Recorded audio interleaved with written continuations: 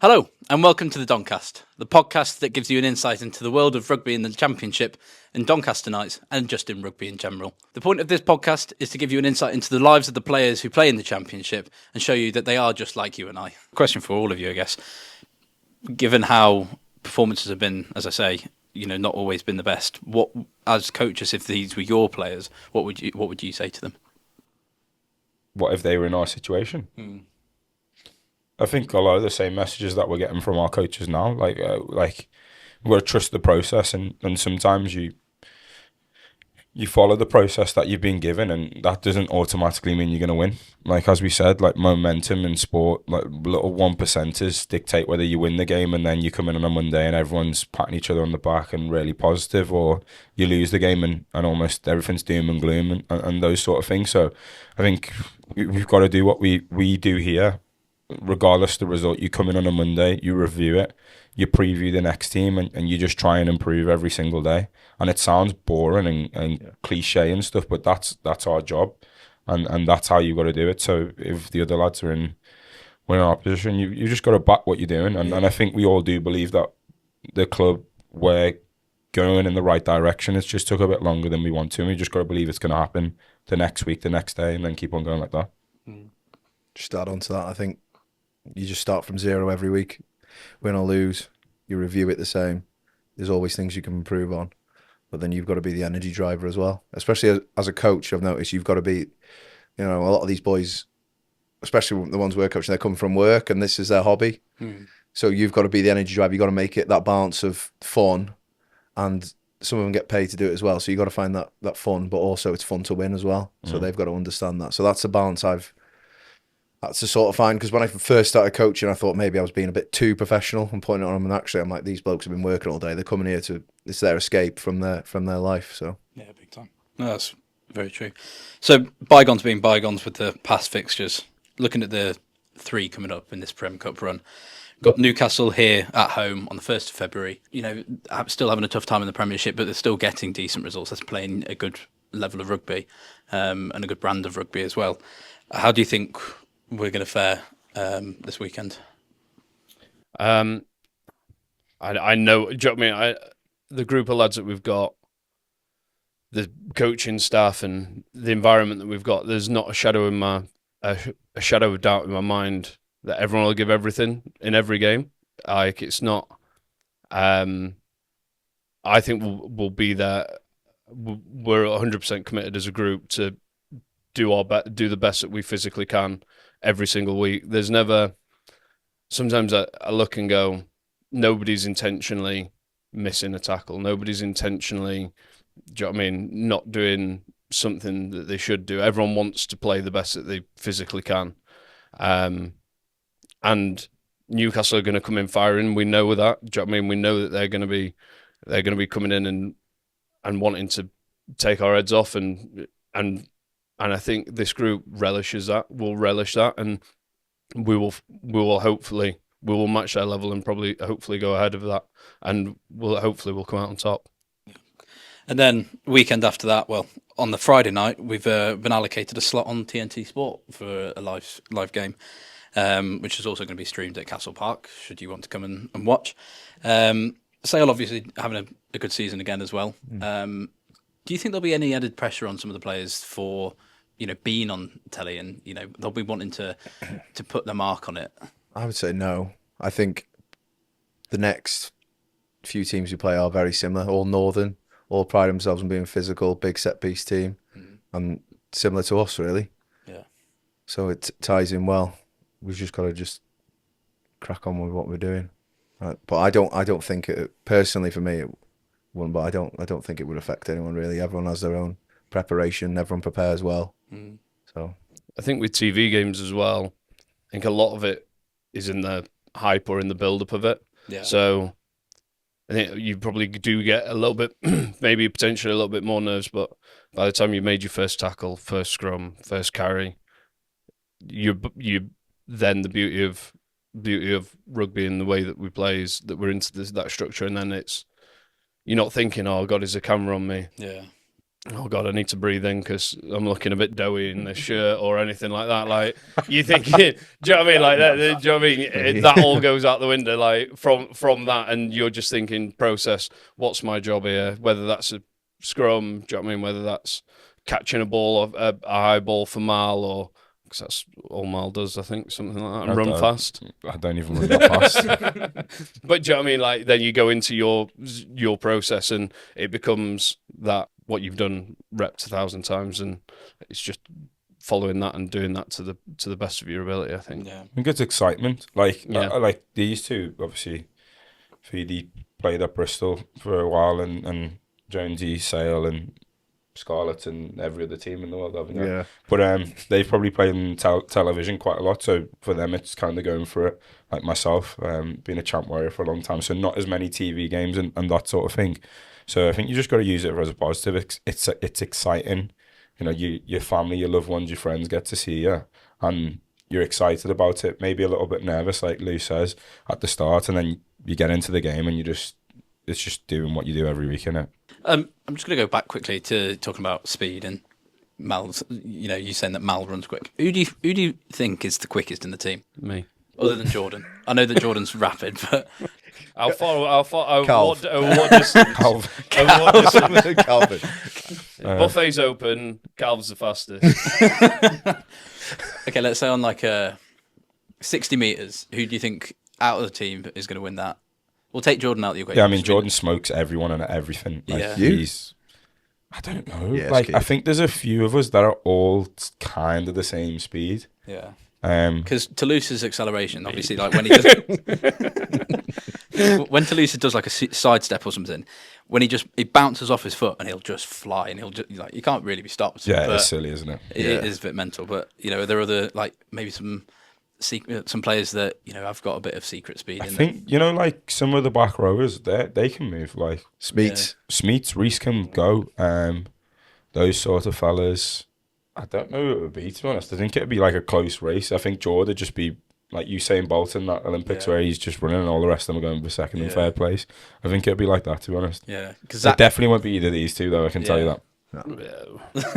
Maybe 10 years ago, I might have been. Yeah. I don't even know if Zach's rapid. He'll tell you he's rapid. He like counts his training, tries in training. Oh, really? And he'll tell you about it. But yeah, I think he'd probably be there as well. I think it'd Harry be... Davey?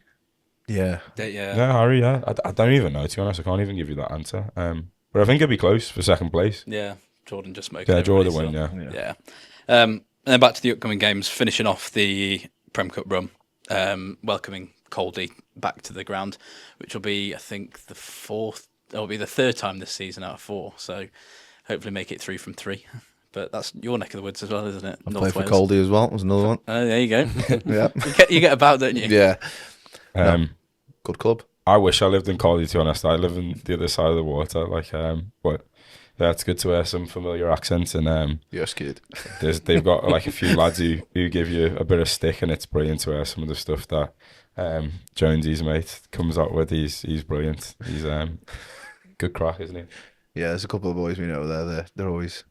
There's some good chat always flying about when we play. Yeah, because talking of like chat and like local lingo and stuff, you two had an appearance on the Samurai TikTok. Who's the worst dressed? Dom said it was me. He dresses like He dresses like a blurt him.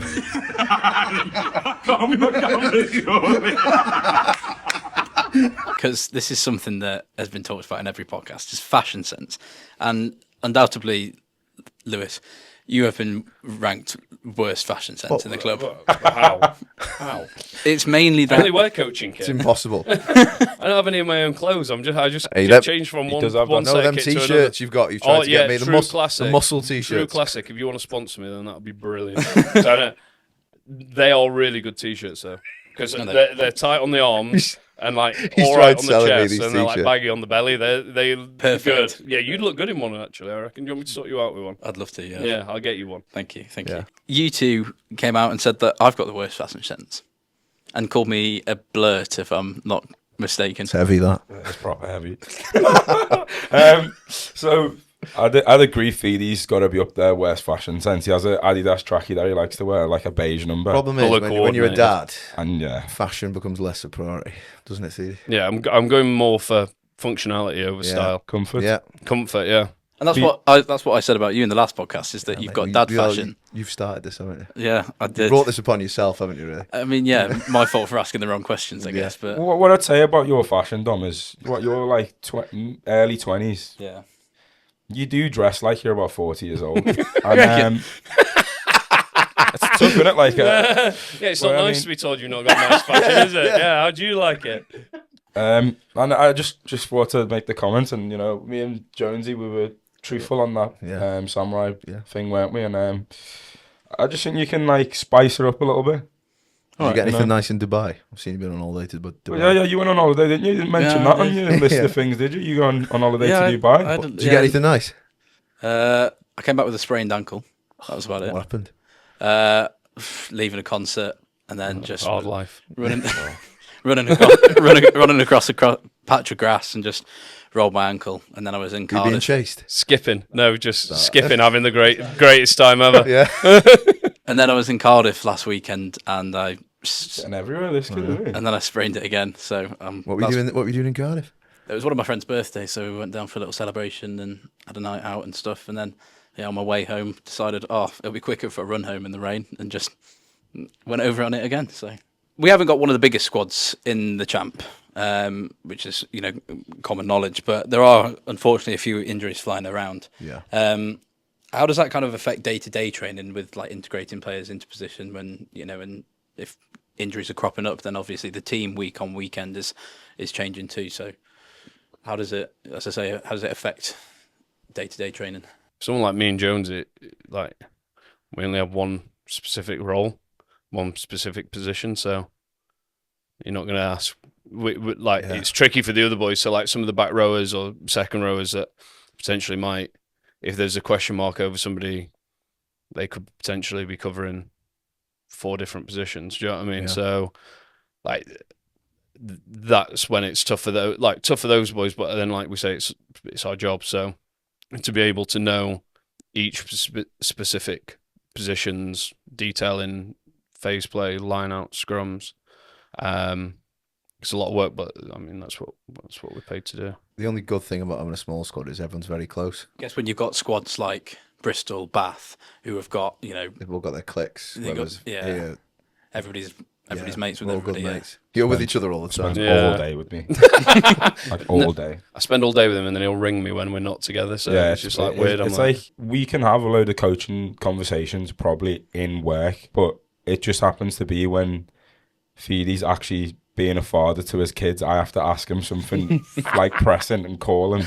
And his kid's brilliant, Noah. Like, so he's got 2 kids, and Noah's always next to the phone when I call Thiede. And Lewis, before the phone call, like before we talk about something serious, he goes, "No, do you want to come and say hello to Maliq?" So that's the kind of thing that we get done before we actually have a serious conversation. Then we have a conversation, and then we end up spending the rest of the day with each other. So yeah. Get the pleasantries out of the way on the yeah, phone. exactly. It's good. Yeah, he has to be kind to me if my kid's in it. Yeah, So. exactly. Never say anything wrong. Yeah.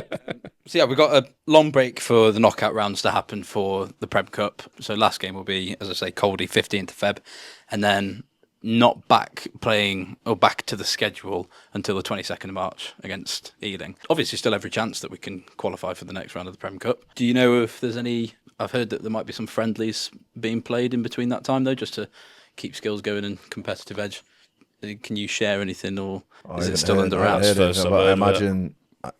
So I know that Knots are playing. We normally Army. go and we normally train against Sale, don't we? In Carrington, we normally do that in some down weeks or. I'm sure Sparky's going to be delighted to have us. Yeah. And probably kill us during that couple of weeks off. He's Sparky, hilarious. S&C. Our new S&C. He's something else. I love a character and some of his fitness is it's tough, but it would be a good thing. It might be a little mini pre-season, but I'm not sure about games. No, we haven't heard anything about games. That's the only thing we've done in the past. Yeah. We might go and train against someone, or we might have a game here. I don't know yet. Yeah. Be good to have a game against somebody. Yeah. Local opposition, maybe likes of Rotherham or Yeah. of the ilk. The who? Of the ilk. Of the ilk. Of the ilk. What's that mean? It's just like someone similar to Of that. the- Ah, right, fine. Big word. Small word, but just didn't know what it meant. Small, big word. Small, big word. An intelligent word. An intense word. An intense word. Where's this podcast going? Nottingham got a game lined up against Army, I think. So I just don't know if any of you knew of any Get unheard. Josh to sort the Navy. Yeah, that'd be good. It'd be cool if we played into Army. Yeah. Rocco plays for each team, one half. That'd be good, wouldn't Yeah. it? Yeah. So do some personal questions about the squad now. Who would you say is the biggest complainer in the group? Like who, whatever is asked or whatever is going on, who's like just goes, oh, like before anything that they're asked. He's a bit of a whinger. Don't have many whingers. I don't think we do. And I'm being honest there. I don't. We just crack on. Don't we? Doing, like, Jones, you'll know as well as anyone. George Roberts is the grumpiest man in the world. Oh yeah. But Purple George. he won't. Yeah, yeah. Why is he called Purple George? Aki. Because when he. Purple That's Aki? another one that we can. Do you know scouse. Purple Aki Do you know is? who Purple Aki is? No, I don't think so. Liverpool legend. Yeah, Is he? well, like, maybe he's not a legend, but he is He's a- folk hero. Yeah. He is.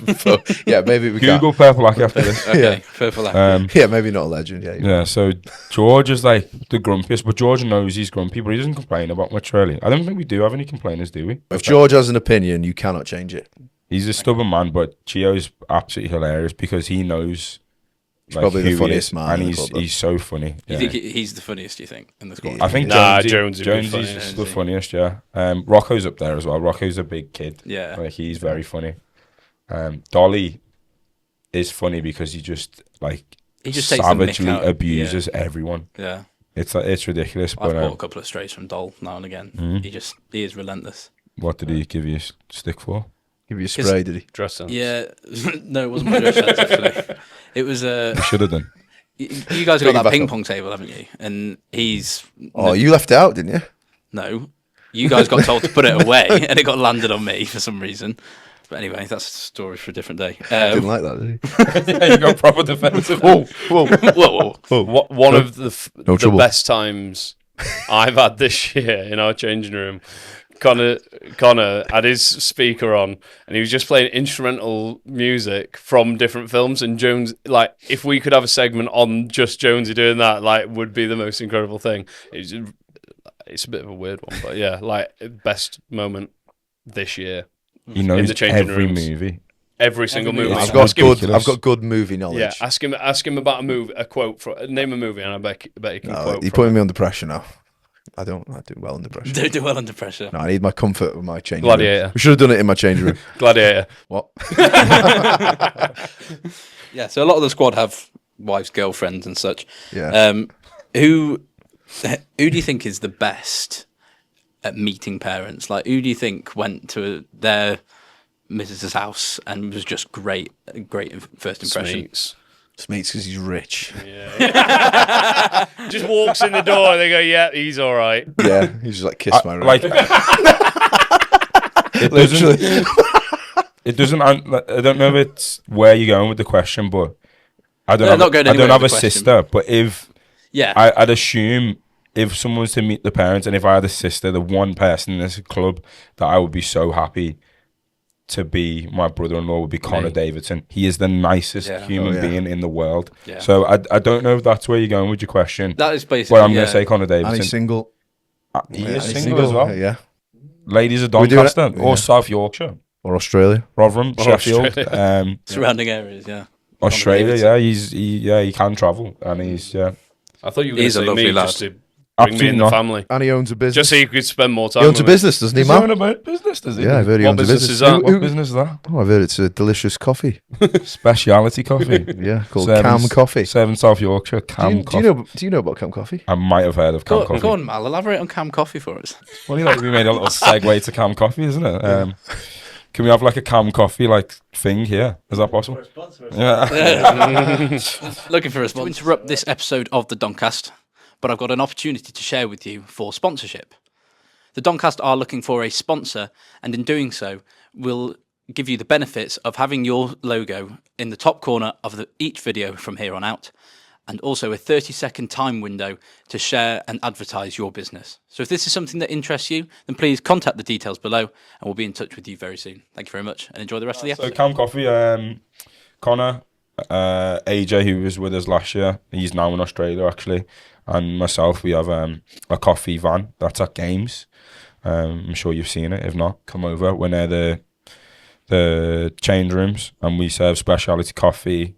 We do alcohol on game days, soft drinks, and at the moment we're at the Keepmoat Stadium, Eco Power Stadium. I don't know if that's the right one now, is it? Yeah. The football stadium, Monday to Friday, 9 till 2 p.m. Serving specialty coffee. So yeah, myself and Con do that. We can do private events as well. Hopefully do a few festivals and a few events this year. But it's a good thing that keeps us kind of occupied away from training and away from stuff here. So really enjoying it. And Connor, check our socials because Connor's unbelievable at latte art. He's very good. Yeah, I was going to say that was going to be one of my next questions. Is he's probably undoubtedly the best barista, isn't he? Harry Davies up there as well, mate. Harry Davey loves it, and he comes in. He does like all of our social media for the account. So he's mega, and he does loads of good coffee art. Harry Day would be a good one to take home as well, actually. Yeah, he's a really nice guy, Harry. World's nicest man. Yeah. Who would you say, if you had a sister, wouldn't you mind being your brother-in-law? Other than Mal, obviously. Jonesy. You're really saying it because he's here. Yeah, we just he'd come round, and then we'd just talk about scrums all night. So it'd be brilliant. It's my idea of heaven. I feel like Smithy would have probably made a good No. You know, I was thinking, as you were saying that, I was like, who would be the worst person? No. And I couldn't think of one. And you said Smithy, and immediately I was like, no. You wouldn't want Smithy? He's a child. I was just thinking there, Chappers would be a good one. Yeah. Oh, he's a lovely guy as well. Great bloke. He's got a missus though, so. Yeah. He does, yeah. So's Harry. Yorkshire now.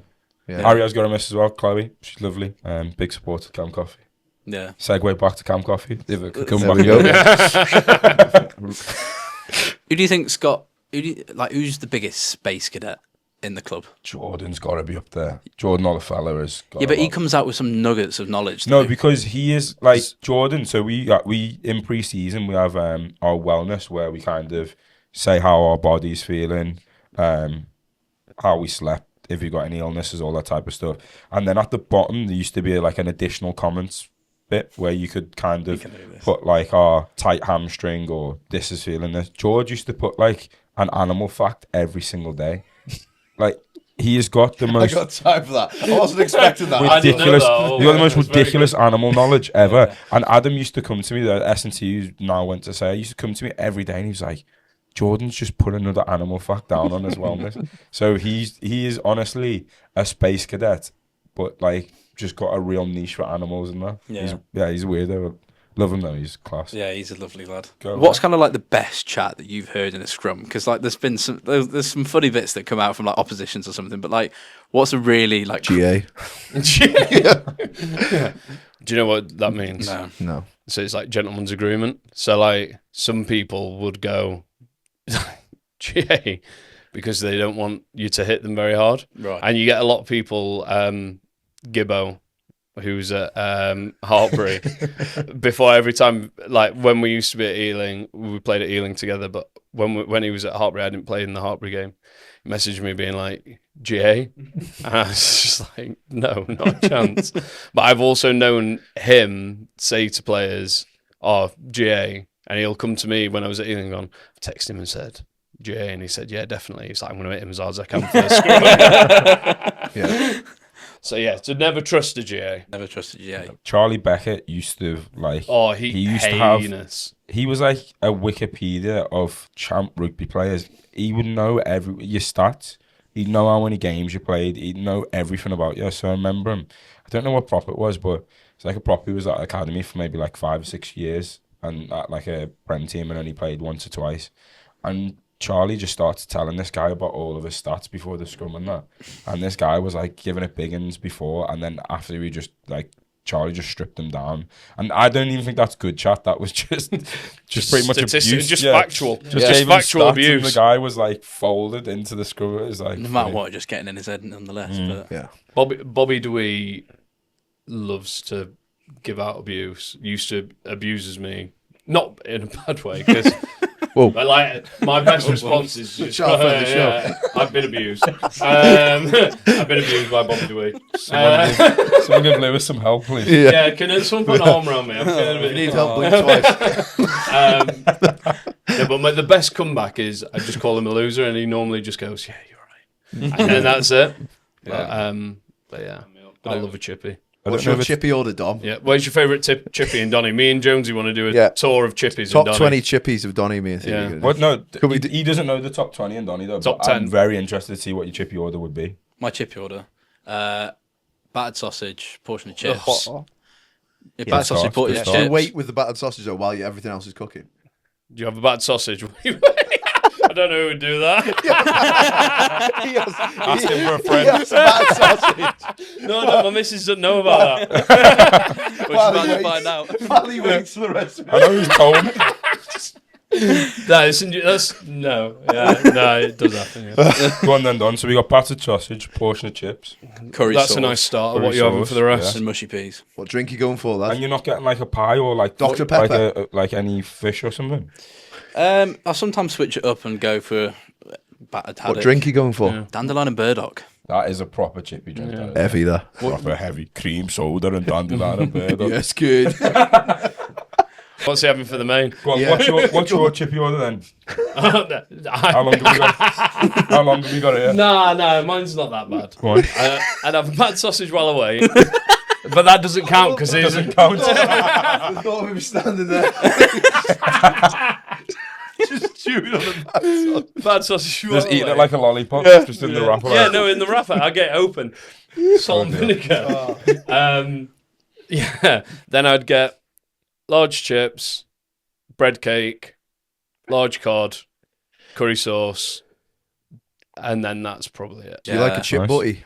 I love a chip. Love a chip well, you know what butty, I do? Chip butty. This is what I do. So I get. I'm Here we go, excited. here we go, I love here we go. chippies. Get comfy. Yeah. So get your bread cake, have a chips and a bit of fish, and then as I'm eating, I make a chip butty. But then I also get batter from the fish, some fish in there, a bit of curry sauce on top. So you've got like an amalgamation Yeah. in there. Oh, That's a big word. You know, That. that was a big Yeah. word. I'm intelligent. You know, like Intelligent when we were talking earlier about like Lewis's passions being like scrum, you can hear the way he's talking about fish and Food. chips. That it's like something he takes deadly serious. Probably wouldn't have a, was it the bread cake? Yeah, It's like a just bread roll. bread roll. Like a Yeah, I bat. probably wouldn't have that, but apart from that, pretty much the same. I'm actually allergic to fish. Oh yeah. Yeah, What happens? but I have an allergic reaction. What is it? I like me. Do you have an EpiPen? Have you seen Hitch? Yeah. Yeah. Nah, it's nothing like that. But I just get like my throat swells up and get itchy and whatnot. So I would love to eat fish and chips. Like that looks proper tasty. But I will have, Jumbo sausage. jumbo battered sausage, Yes, kid. Yeah. chips, and then like a steak pie. Okay, back to rugby now. Oh, boring. Boring. Sorry. Have you all seen squads that have been announced by all various nations? I want to ask you, what are your thoughts on the omission of people like Max Llewellyn? Rio Dyer, I think he's injured at the minute, isn't he? I'm not the best person to comment on backs, really. I just know they're both very good players. Yeah. So they're probably... And Liam Williams being brought out of retirement to come back in. He's retired. I thought he was at Sarries, wasn't he? As in like retired from international. Did he really? I didn't even know that. I thought he but I did, was but- just assuming that he was talking. What, out of retirement in rugby? No, I think he was Or still. you talking about like I for thought Wales? I thought he'd stopped playing for Wales, but he brought back into the squad this time round. So 'cause you've got a very new squad as well, like recently, haven't you? So I think he's mega for them. Liam Williams, I think this is naughty now, but like he is just unbelievable in the air. yeah, And it's just such a weapon for so many teams nowadays, especially with that new rule about giving people access to go and make it a competition. And he is one of the best ever to just do that role. So I think he is someone that, as you said, with a young team, he goes in there and just shores it up at the back and gives you so much solidity. I think he's quality. Looking at the other squads then as well for the Six Nations. For Scotland, obviously, Sione Tuipulotu is going to be a massive loss because I mean he's been tipped for Lions this season. He got the armband as well for Scotland. Well, how big of a miss is he going to be? He's mega. He is. I think he's proper proper class. Like, I think he complements Finn Russell really well as well. Like they run that move where he pulls it out the back a lot, and I think he's, again, a bit noisy. He's probably one of the best in the world at doing that. You never know whether he's going to use the short runner or he's going to pull it out the back for Russell, and I think he buys him so much time. I think he's a top player. Have they called up his brother? I'm guessing he might be a similar type player, so I don't know if they called him up. Similar archetypes, aren't they, in playing? But I don't know whether his brother got called up, but both the pair of them are unbelievable players. Yeah. So I rate Scotland. I really like the way they play, and I think the good thing about them is obviously they have a proper talented 10 in Russell. Yeah. And they play to his strengths, and they play a good style and a good brand. A bit of a front row question for you. Looking at the England squad, they've gone quite young this time round. Obviously, with the likes of Joe Marler retiring, Dan Cole dropped from the squad. Are the lads who are coming through quite good? Obviously, you've got Asher Apoku Forgeot and Finn Baxter as well. What are your thoughts on the up and coming players? I think it's one of them where you don't, especially in the front row, like you learn so much by doing, and being exposed to that level will be brilliant for them. So even if they aren't carving up trees, or do you know what I mean, they'll learn so much at that level from being against that level of opposition, and obviously the coaches are seeing, the England coaches are seeing some really good stuff in what they're doing for club and stuff like that. And if you look at someone like Ellis Genge, like one of the best loose heads in the world, isn't he? Like, let's be honest. But that sort of, he's got so much better over time through playing for England and all that sort of stuff, that you've, especially in the front row, you've got to give them time to learn. And I know it's tough on the international stage because you want a ready-made article, but especially with props and stuff like that, they can play for so long that if you can get somebody coached up, and not even coached up, but to a level where they can do that job, they're only going to get better and better over. I suppose it's similar with any position, but especially once it clicks and they get it right, it makes it a lot easier. It'll make it a lot easier for them. And sometimes I think you need to see like not even a little glimmer, but especially coaching myself and stuff like that. If you see a glimmer of somebody getting it right, you've got something to work with and to try and go from there. So yeah, they're young, but do you know what I mean? They wouldn't be there if they weren't good enough, and they've obviously seen something. Looking at the rest of the teams as well, are we all in agreement that France are just going to walk the park with it this season? Got Wales first this week, haven't they? Yeah. Friday night, isn't it? Friday night, yeah. I think France will win it. Ireland second, and then it's a toss up between the others, I think. If you had to rank them, how would you put it? I would go France, Ireland, and then Who are you putting 3, 4? who are you putting 3? Depends. The first game's always massive, isn't it? Because then you gain momentum for the rest of the tournament. Isn't Yeah. It? But Who's bottom? Wales. Sorry. I don't think you can't really write Italy off anymore, can you? Like, they have done so much work over the past 5, 6, 7 plus years. And, they've got incredible players with... mine's going blank now. They've got Capuozzo. They've got the Leicester back row as well. What's his name? Leicester? No, so Exeter. Ross Vincent. Ross Vincent, He's mega. So they've got a lot of players who have. They play a good style as well, I think, which is really good. Seb Negri. Seb Negri, well, he's a bit of a beast. Yeah. He was at Hartbury, wasn't he? Yeah, one of my pals went to his wedding this year. It was Did you? did he something retire? else. That was Pelledri. Yeah, But he was yeah. also at Hartbury as well. So Yeah. them two playing together was honestly something special. Mental, yeah. Yeah, I think they've got like brilliant backs as well now. Like, I think they've got a lot of good players everywhere. Going back, France. I think France have got the best player ever. Antoine Dupont. Yeah, Yeah. just the best player ever. And I think they've just got, at the moment, French rugby is so strong. Yeah, it's at a whole new level. Yeah, exactly. So I think they'll win. I think Ireland are going to be close, but I think England could be, because I think England have got one of the better squads out of all the rest of the teams. Yeah. Scotland, I'm going to go 4th. Italy 5th. Sorry, Arcade. I'm going to put Wales last. Do you think you win a game? Yes. Absolutely. I Which think they'll one? win a game. I think they'll beat England at home. Yeah. Yeah. I think they get, absolutely they can. But I think if you look at how they performed in the Autumn Nations, it was a pretty bleak affair. But then going back to what Thiede says, they've got a lot of people that are getting that exposure because it's a different. Some of the level, isn't teams it? are doing better though. I think like Yeah, like three, Cardiff. I think 3 of the regions now are in the top 8 of the URC. Yeah. Which is better than last year. Like Cardiff have had quite a good season. Yeah, they're haven't they? third or something. Yeah, aren't they? yeah. So I think Wales would be all right. I think they'll be in the middle. I've been to that stadium as well, Millennium Stadium. If there's ever a version of a 16th man, that's a stadium like that. Yeah. Like it It is. is. I played there ridiculous. once. It is good. It's Yeah. cool. Like It is. the roof closed. They're just like I've never seen anything like it. Like I went It's a bit to like Anfield, isn't it? yeah, it's like an extra man. I went to watch Seb play. It was one of in the first Six Nations after he left uni, and I think they had the roof closed. They have a massive choir on the pitch before the game. Everyone's singing songs a lot, and then they sing that national anthem, and it's a ridiculous national anthem.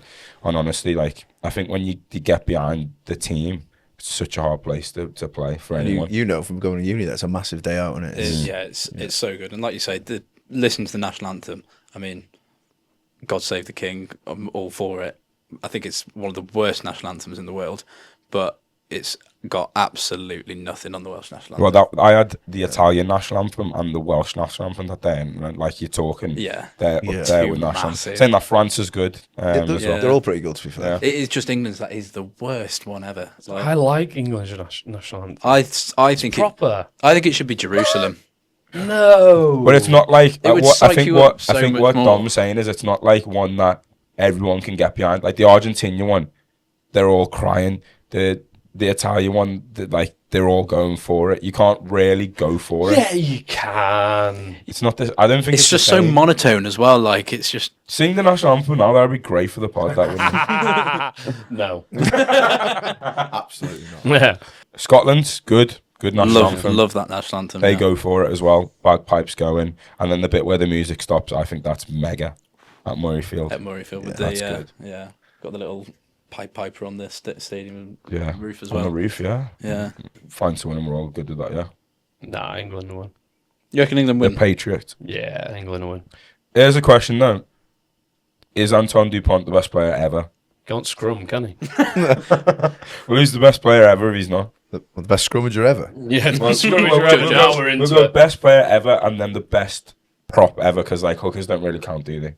Best, To be fair, best tight head. see, this is the having a good hooker Who? can make a scrum. Yeah, but let's go best player ever. Who is it? Best player ever Yeah, in the history of the game. it's Dupont, but I'm Johnny Wilkinson. The most influential Johnny player. Wilkinson. well, if it's or the- influential, then it's going to be like Jonah Loman. Yeah. But I don't think he was the best player ever. Dan Carter was a pretty He cracked was. player. He was on. Nah, Johnny Wilkinson was better. Best scrummager then. I can list Well, so many. Paula. Phil Vickery was one of the best, but like that's obviously Raging Bull. Adam Jones. Adam Jones is a Jones, very yeah. good one. The question is, Jonesy, Ooh, do you think that the greats of the past would be as good with the modern rules? You got to think of the ones who transition with the laws. Like Yes. Bomb, Adam Jones did. Yes. Who's the Well, best player ever then? Did you? Johnny Wilkinson. I think that's such a cop out answer though, Why is it? because I feel like I don't know. You tell me where he wasn't good. I'm not saying he wasn't good, but I don't think he no. was the best ever. Chabal. Chabal was class. He was Again, influential. Yeah. Not the best player. I here's also love watching here's my Damien rationale Penaud. for why Dupont's the best player in the world, right? I'm gonna be equally as noisy as him. He went and played sevens, Yeah. and France hadn't even won a World Series event. He goes, they win a World Series event. They then go and win the Olympics with him there. And arguably, in 15s, he is the most influential player. And to Thiede's point, there's nothing that Dupont isn't good at.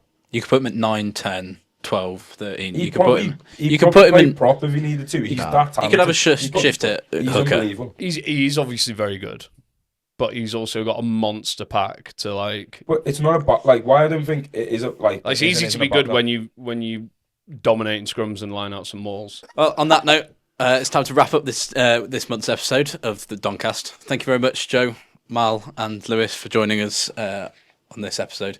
I hope you all enjoyed it at home. Be sure to like and comment and share it around with your families and friends as well. And thank you very much for tuning in. Don't forget to subscribe.